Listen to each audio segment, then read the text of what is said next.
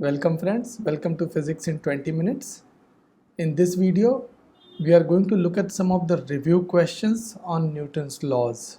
Prerequisites for this video is video number 7 to 11 and video number 27. Basically, you have to be well versed in vectors and Newton's laws of motion. So here it goes the first question. When you fly in an airplane at night in smooth air, there is no sensation of motion, even though the plane may be moving at 600 km per hour. Why is this? Those who have flown by air, they must have felt this. Even if you have not flown by air, think about traveling in a train or in a car where outside noise is minimal. So the question is why it is so smooth even if the speed is very high. There is no sensation of motion. So the question is why?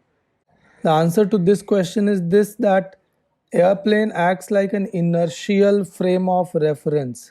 What is an inertial frame of reference? An inertial frame of reference is the frame of reference which is moving with a constant velocity. If an airplane is moving with a constant velocity, then you cannot distinguish it from a situation which is at rest on the Earth's surface. If the airplane is moving at a constant velocity, then you sitting in an airplane is equivalent to you sitting in your home as far as the frame of reference is concerned. Both the frame of references are inertial frame of references and you cannot distinguish between them by any experiment. So that gives the answer to your question.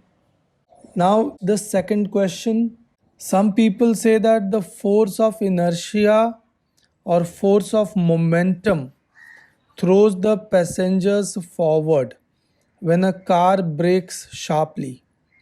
What is wrong with this explanation? My answer to this question is here. There is no such thing as force of inertia or momentum. When brakes are applied sharply, the car gets a deceleration. The car gets a negative acceleration.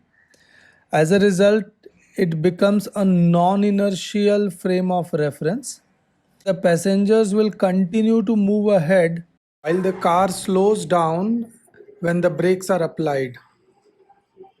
Car is slowing down, passengers are moving with the same speed. So with respect to car, the passengers experience a forward acceleration. Normally, in the frame of reference of passengers, you cannot explain this forward acceleration. The passenger will say that some force is acting on him, but he cannot assign an origin to this force. Therefore, the passengers sitting in the car in their frame of reference would call this as a pseudo force. Let's take the next question. Why is the earth only approximately an inertial reference frame? So when you are sitting at home right now, most of the time vehicles passing by near to your home will measure their velocities with respect to the earth's surface, assuming that the earth is at rest and an inertial frame of reference. But earth is only an approximate inertial frame of reference. The question is why? So the correct answer to this is earth is not a stationary object. Earth rotates on its axis and revolves around the sun. Every object on earth goes in two types of circular motion. One is the circular motion on its axis and second is circular motion around the sun. So every point on earth, since it is a part of two different kinds of circular motion, they will experience an acceleration which is called centripetal acceleration or radial acceleration. You have to see the video number 24 to get the idea of centripetal or radial acceleration. Now, since Earth is accelerated, its direction of velocity changes continuously. It becomes a non inertial frame of reference. And therefore, for small scale observations like a car moving on the road, Earth can be assumed to be an inertial frame of reference.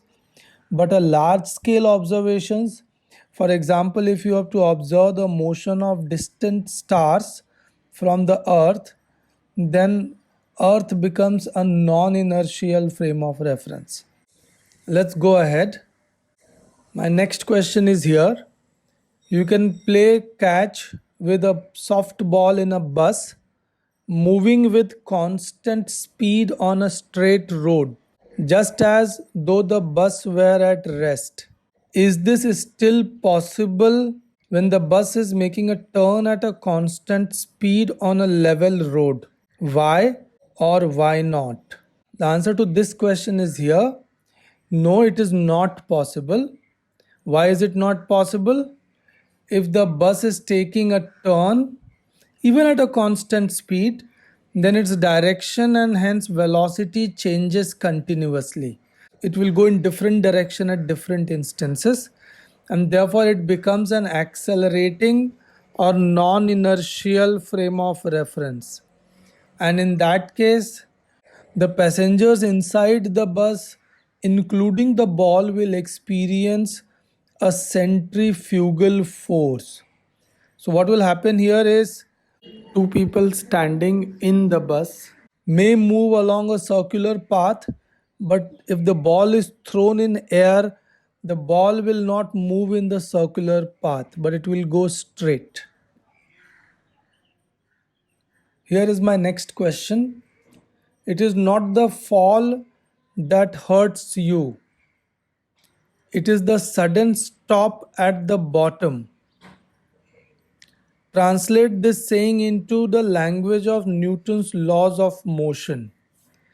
So, for example, if you jump from the bed to the floor, that's something which you can try at home. So, when you are in the air, you don't get hurt. You get hurt when you hit the surface. The question is why? And can you explain it in terms of Newton's laws? So, answer to this question is very straightforward. When you are falling, then in air, the only force acting on you is gravity, which always works on you even when you are not falling. So there is no change as far as that force is concerned. But when you hit the ground, then there is a reaction force from the surface, ground surface, and that causes sudden deceleration in your body. And this deceleration is created in a very small time interval. Since the time interval is very small, the deceleration is very large, and therefore amount of force applied on you is going to be large, and therefore the damage caused is huge. That is why you get hurt when you hit the bottom. So, for example, if you jump on a soft surface like a large sponge or something, or trampoline, they know that jumping on the soft surface doesn't hurt. So, why jumping on trampoline doesn't hurt? Because the deceleration on a trampoline is not sudden, it takes longer time to decelerate, and therefore the force reduces. Here is my next question. When a string barely strong enough lifts a heavy weight, it can lift the weight by a steady pull. But if you jerk the string, it will break. Explain in terms of Newton's laws of motion. So, my answer to this question is when you jerk it, the jerking gives the acceleration to the system.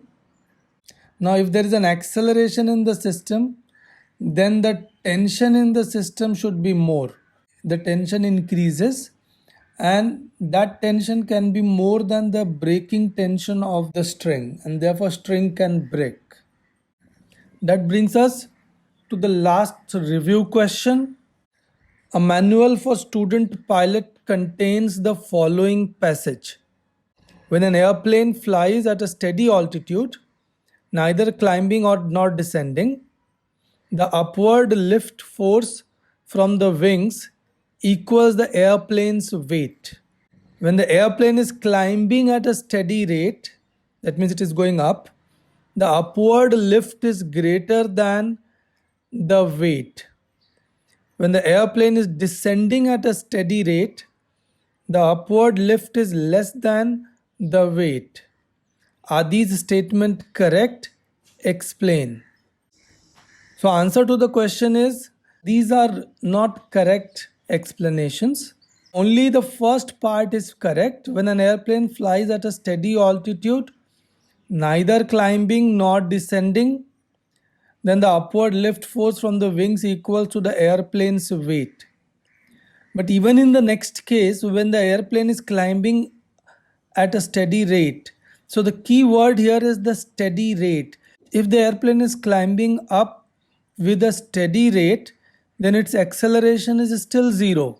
If the acceleration is still zero, the total force on the airplane must still be zero, and therefore upward lift has to be equal to the weight and not greater. Similarly, when it is descending at steady rate, once again steady rate, the acceleration again has to be zero. And if the acceleration is zero, then the total forces must balance. That means upward lift has to be equal to the weight. Today we will stop at this moment. Thank you.